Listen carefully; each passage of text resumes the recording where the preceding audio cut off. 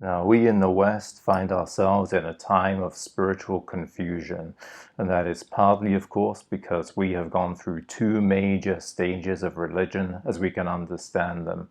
Christianity from the last thousands or the last several hundred years, depending on what part of Europe we're talking about, to the pre-Christian religions, the pagan, heathen, or polytheistic religions of Europe. Now, as Christianity has declined in importance in society and for the average individual in many parts of the Western world over the last few hundred years, we've also seen the rise of paganism, the return of paganism, or the emergence of Neo-Paganism, or what G.K. Chesterton called simply New Paganism. Now, Chesterton, who was a British convert to Catholicism, a conservative Catholic author, spoke about the new paganism, claiming in effect that what was authentically pagan had been absorbed into Christianity, particularly through its rituals, its festivals, Easter, Christmas, and so on. And that if one wanted to experience at least the end of the line of traditional or authentic ancient paganism, one could only do that through participating in the festivals of Easter and Christmas and so on. Of course, a controversial view, but his point was that not only had the Christians Christianized Europe, but in return that Christianity had been, in a sense, paganized, and one could find a living tradition back to the past, back to the ancient past, as it were. Now, again, controversially, Chesterton also makes the claim that while we can find these authentically pagan elements in Christian festivals even today, that everything else in the Western world is of a Christian origin. Anarchism, newspapers, even the very things that attack Christianity, he claims are of a Christian origin. And certainly, if we look at the people who are attacking Christianity today in the media and so on, 99.9% of the time, they do so on the basis of such qualities as tolerance and equality. And certainly these things emerge, at least through Christianity. Equality is not particularly important to, say, Hinduism, with its different castes, with some castes being very much lower down the ladder of the hierarchy of Indian society, for example. It's not really of much relevance to ancient pagan peoples as well. And it's not even really particularly relevant or even relevant at all to Buddhism, which is focused purely on the enlightenment of the individual's awakening, not his equality with other people in society. And most peculiarly, perhaps, now that these values of Christianity have sort of filtered through society and into society, we find them sort of coming back into paganism or in neo-paganism. And so you find, for example, maybe a student college neo-pagan group that will sit around and debate about what other religions should be invited to join their pagan group. Should it include Islam, for example, I've heard, without any understanding that polytheism is actually a sin within Islam, the sin of shirk. And so there's this idea of sort of ignoring what the other religions are about, or ignoring what the other is about, to be inclusive, in a sense, while being inclusive, to strip the other of his or her identity and to include people in this sort of bubble of Christian or post-Christian values, or values that have come through Christianity.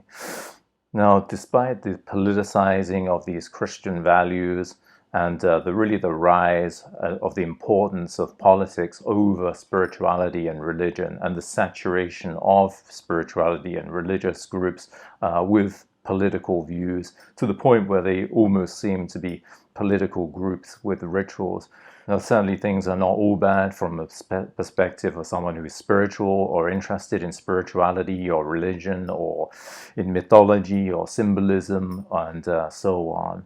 And if you look at Great Britain, for example, where I grew up and haven't lived for many years, still today you can find ancient monuments that are thousands of years old, Stonehenge, all of the other stone and wood henges around the country, which are lesser known, ancient architecture, various superstitions, hanging a horseshoe above a door to ward off the devil, or, for example, the ravens in the Tower of London. There must always be a pair of ravens there, or Great Britain is said to we will sink into the sea if they're not there. And past ravens have been called such names as Odin or Thor and so on.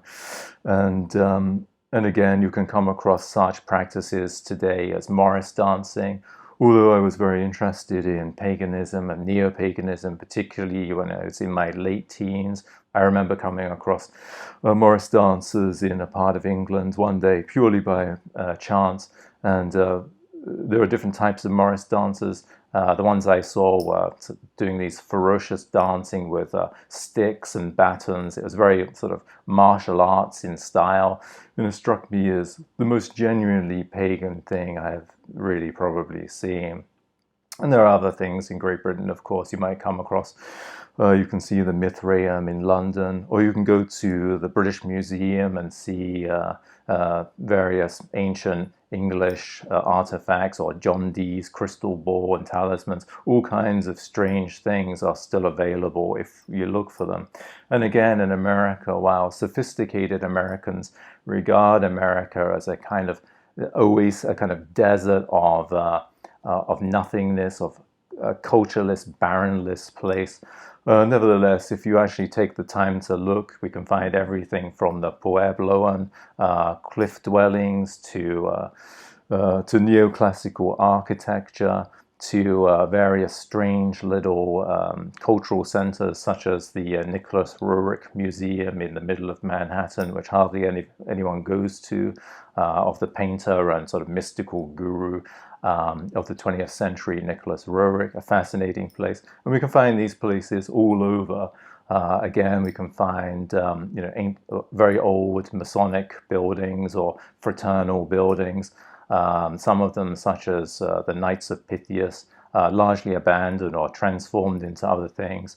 But nevertheless, it gives you a sense that once in this country there was a kind of saturation of the idea of the mystical, which was embodied in architecture and in other things as well.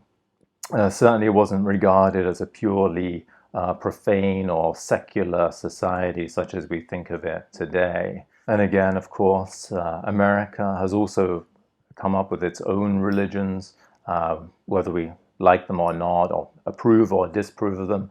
Nevertheless, it's indication of a kind of spiritual seeking or of an interest in the divine and the sacred that this has occurred. And we can find everything from Mormonism to the Nation of Islam, from Christian Science to Moorish science. Again, we might point out that America has been very influential in really reviving the neo-pagan of Asatru, which really was very obscure a couple of decades ago, and now is enjoying really quite a big revival, largely to do, of course, as well with TV shows like The Vikings as well. But certainly America and American neo-pagans have been very, very influential in that world. The US is also the home of the Rune Guild, it should be said. And so there's really no reason to think of this country as some kind of desert of the spiritual where these things don't exist. Quite the opposite. You can find them much more easily in the US than you can elsewhere. Again, we might mention such organizations as the Rosicrucian Fellowship, the builders of the Adytum, and the ancient and mystical order Rosicrucis. Obviously, I don't endorse all of these. I don't have a major interest in most of these religions or organizations, but the fact that they exist, some with very impressive buildings such as Amorc's pyramid-style headquarters on the West Coast, suggests that there's a real interest in the sacred in this country, even so, whereas it's largely disappeared from other countries. Only 14% of English people or British people say that they are Church of England, for example, which would have been the default religion not that long ago, whereas 50% of the population say that they have no religion. And it's largely a secular country where even 20 or 30 or 40 years ago, saying you were Church of England was really more to do with an identity of not being one of the other religions. So it's not, in my experience, was not really much to do with about going to church, etc. Now, getting back to the spiritual confusion of the West, though it might seem to us that we have this choice between Christianity or paganism, or of converting to another religion, Hinduism, Buddhism, Islam, which of course was the choice of René Guénon, or there may be another way. Now, certainly neo-pagans would claim that their religion is the fastest growing in the world. This is, of course, because it's also one of the smallest religions in the world, with only around 50 to 200,000 members in Great Britain, which has 65 million inhabitants. And I would think it's roughly the same in other countries in terms of percentage of population. Now, we see the results of the stripping away of religion. Certainly when you walk around most cities on a Saturday night, you can see drunkenness, debauchery, people who are, in a sense, quite lost and don't have any direction. And, of course, all kinds of unfortunate things flood in to fill the place of religion, such as various addictions. Now, it may be true that the West invented nihilism, but the West, in a sense, or ancient European cultures, and after that, have also had a kind of interesting and contradictory relationship with the nihilistic, with the empty. Now, in most religions, of course, or many religions, there's a conception of being a void before the beginning of time, before the creation itself, the Ein Sof of Kabbalistic theology, for example, and we find this a little bit in Christianity as well. And if we go back to the pre-Christian tribes, the Norse, for example, believed in this magical void called Ginunga Gap. But what's interesting there is that not only did they believe in this magical void, but they also believe that we are heading towards destruction, to this Ragnarok, to the destruction of both the gods and their enemies, who will fight and vanquish each other, and then out of the ashes will arise something new. So in a sense, the Norse pagan was always heading towards another stage of nihilism, of destruction. And, of course, if you walk into a Christian church, the central figure is Christ on the cross at the moment or at the time of dying, and not the baby Jesus, for example. And a modern philosopher such as Slavoj Žižek will talk about discovering or thinking about atheism through Christianity, precisely because of this motif. Again, we can think about the philosophy of Georg Hegel with his notion of the negative, or the negative of the negative. And in the last couple of decades, there was a book by Jean-Luc Nancy titled The Restlessness of the Negative, which, whether that sums up Hegel's philosophy or not, it may sum up a lot of the Western consciousness, the restlessness of the negative. The Western mind, in a sense, is always going into the unknown. And it strikes me that we have not been particularly interested in following the rules as a civilization, in the same way that you would find very strict rules in Islam, for example, the Sharia, a very strict codification of behavior. The Western civilization is more about going into the unknown, whether philosophically through Hegel or in the Norse religion of heading towards Ragnarok. or of going to the moon in this vast space, this vast emptiness, or to the North Pole or the South Pole.